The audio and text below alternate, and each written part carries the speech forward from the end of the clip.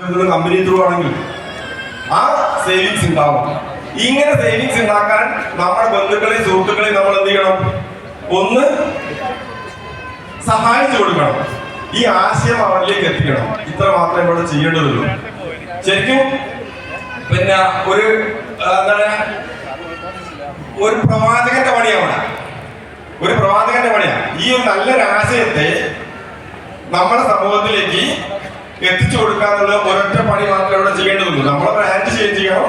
അങ്ങനെ നമ്മളെ ബ്രാൻഡിൽ ഉപയോഗിക്കുന്ന എത്രയോ ആളുകൾ എത്ര കൂടുതൽ ആളുകൾ നമ്മളെ ടീമിലുണ്ടോ അവരൊക്കെ ഉൽപ്പന്നം വാങ്ങുന്നതിന്റെ ടേൺ ഓവറാണ് നമുക്കിവിടെ കിട്ടുന്നത്. ആ ടേൺ ഓവർ കൂടുമ്പോൾ നമ്മൾ ഇൻകം കൂടും. അങ്ങനെ കൂടി എനിക്ക് പൈസ 2 കോടി വാക്സിൻ കഴിഞ്ഞു. 2 കോടി വാക്സിൻ നാഷണൽ കോടി റാങ്കിലേക്ക് എത്തി. പിന്നെ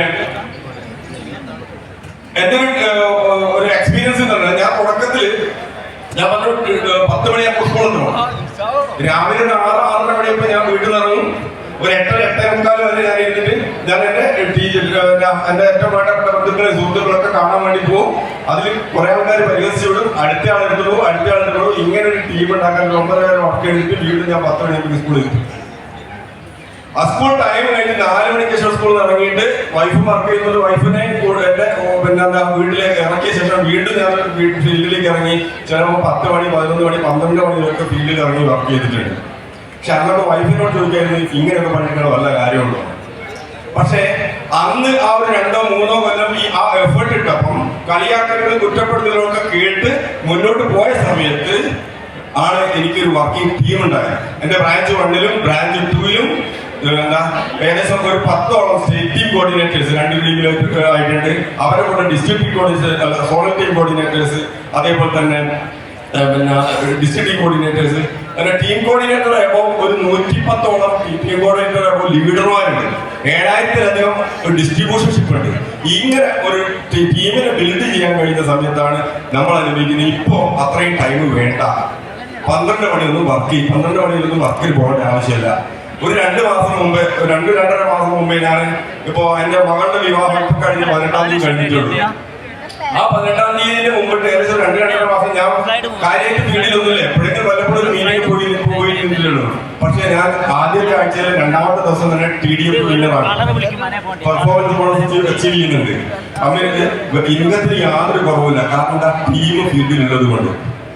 അങ്ങനെ പാസീവ് ഇൻകം കിട്ടുന്ന ഒരു പ്രോജക്റ്റ് ആണെന്നുള്ള മനസ്സിലാക്കാൻ മാത്രമേ ഞാൻ ചെയ്തിട്ടുള്ളൂ. അതിനനുസരിച്ച് ടീമിനോടൊപ്പം നിന്നു. ഇത് പഠിച്ചെടുത്ത് ചെയ്യേണ്ട ഇൻഡസ്ട്രിയാണ്. ഇന്ന് ഞാൻ ഫുൾ ടൈം ആയിട്ട് 24 hours ഈ ഇൻഡസ്ട്രിക്ക് വേണ്ടിയിട്ട് ചെലവഴിക്കുന്നു. തൊട്ടടുത്തത് ഞാനൊരു ടാർഗറ്റ് വെച്ചിട്ടുണ്ട്. വരുന്ന ആഗസ്റ്റ് 15 തീയതി ഉണ്ടെങ്കിൽ ആ തീയതിയിൽ ഞാൻ ഈ തൊട്ടടുത്ത റാങ്ക് ആയിട്ടുള്ള കോണ്ടിനെന്റൽ ടീം കോർഡിനേറ്റർ എന്ന റാങ്കിൽ 5 കോടി മാച്ച് ചെയ്തിട്ട് നിങ്ങളെ അടുത്ത സ്കീമുണ്ടാവും. No doubt. കാരണം വെച്ചാൽ ഇവിടെ മാൻ പവർ മൾട്ടിപ്ലിക്കേഷൻ ആണ് നടക്കേണ്ടത്. അത് നടത്താനുള്ള കാര്യങ്ങൾ പഠിപ്പിക്കാനുള്ള ഒരു പ്ലാറ്റ്ഫോം ഉണ്ട്. നളന്ദ ഉണ്ട്, അതേപോലെ തന്നെ ട്രെയിനിങ് സെന്റേഴ്സ് ഉണ്ട്. ഈ കാര്യങ്ങളെല്ലാം ഉപയോഗപ്പെടുത്തിയാൽ ഏതൊരു വ്യക്തിക്കും സക്സസ് കിട്ടുമെന്ന് 100% ഗ്യാരണ്ടി ഉള്ള ഒരു പ്ലാറ്റ്ഫോമാണ്. നമ്മൾ ചിന്തിക്കേണ്ട ഒരു കാര്യം ഇതാണ്. ഇവിടെ പല ആൾക്കാരും ചിന്തിക്കുന്നത് ജോലിയാണ് വലുതുള്ളത്, അതിന് സാലറിയാണ് വലുത്. മലയാളികളെ സംബന്ധിച്ചിടത്തോളം ഏറ്റവും ഒരു ചിന്താഗതി എന്താ? ശമ്പളം കിട്ടും. ഈ ശമ്പളം എന്നുള്ള വാക്കുകൊണ്ട് തന്നെ ഒരു ഡയറക്ട് സെല്ലിംഗ് കമ്പനി കുറെ ചെറുപ്പക്കാരെയും സ്ത്രീകളെയും പറ്റിച്ചു പോയിട്ടുണ്ടായിരുന്നു. നിങ്ങൾക്ക് ഇത്ര വോളിയം ചെയ്ത് കഴിഞ്ഞാൽ ഞങ്ങൾക്ക് ശമ്പളം തരുന്നു പറഞ്ഞു. കമ്പനിയുടെ പേരൊന്നും ഞാൻ പറയുന്നില്ല, നിങ്ങൾക്ക് ഓർമ്മ ഉണ്ടാവും. എന്തൊരു കാർത്ത ശമ്പളം തരുന്നു. ആ ശമ്പളം കിട്ടുന്നുള്ള ആ ഒരൊറ്റ ഫീലിംഗ്, ശമ്പളത്തിന് ഭയങ്കര താല്പര്യം. ശമ്പളത്തിനുള്ള ഡെഫിനേഷൻ അറിയെങ്കിൽ നിങ്ങൾ ഒരിക്കലും ചെയ്യില്ല. ശമ്പളത്തിന്റെ ഡെഫിനേഷൻ എന്താ അറിയോ? അതിനൊരു നിർവചനമുണ്ട്. ശമ്പളത്തിന്റെ ഡെഫിനേഷൻ തന്നിട്ടുണ്ടെങ്കിൽ നിങ്ങളുടെ ശാശ്വതമായ പ്രശ്നങ്ങൾക്ക് ഉള്ള താൽക്കാലിക പരിഹാരം, the temporary solution for the permanent problems. നിങ്ങളുടെ താൽക്കാലികമായ ഒരു പരിഹാരം മാത്രമാണ്. എന്തിന്? നിങ്ങളുടെ ശാശ്വതമായ പ്രശ്നങ്ങൾ എന്തൊക്കെയാണ്?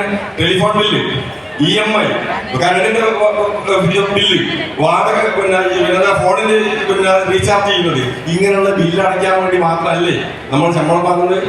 ശമ്പളം വാങ്ങി 5-ാം തീയതി 10-ാം തീയതി ബില്ലൊക്കെ അടച്ചു ചെയ്യുമ്പോൾ നമ്മളെ പോക്കറ്റ് കാര്യമല്ലേ. സാലറിക്കാരന്റെ അവസ്ഥ ഇതാണ്. അത് മനസ്സിലാക്കുക. ഒരൊറ്റ വാക്ക് കൂടി ഞാൻ പറഞ്ഞുതരാം. Choose the correct place where you can shine. നിങ്ങൾക്ക് കറക്റ്റായ സ്ഥലത്ത് നിങ്ങൾ വർക്ക് ചെയ്യാം, നിങ്ങൾക്ക് ഷൈൻ ചെയ്യാൻ പറ്റുന്ന സ്ഥലത്ത്.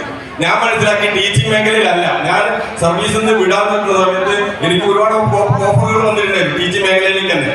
ഒരു സ്ഥാപനത്തിന്റെ ഹെഡായി വർക്ക് ചെയ്യാൻ വേണ്ടിയിട്ട്, ഒരു പാരാബോളിൽ വർക്ക് ചെയ്യാൻ വേണ്ടി ഒക്കെ ഓപ്പർച്യൂണിറ്റി എനിക്ക് വന്നിട്ടുണ്ടായിരുന്നു.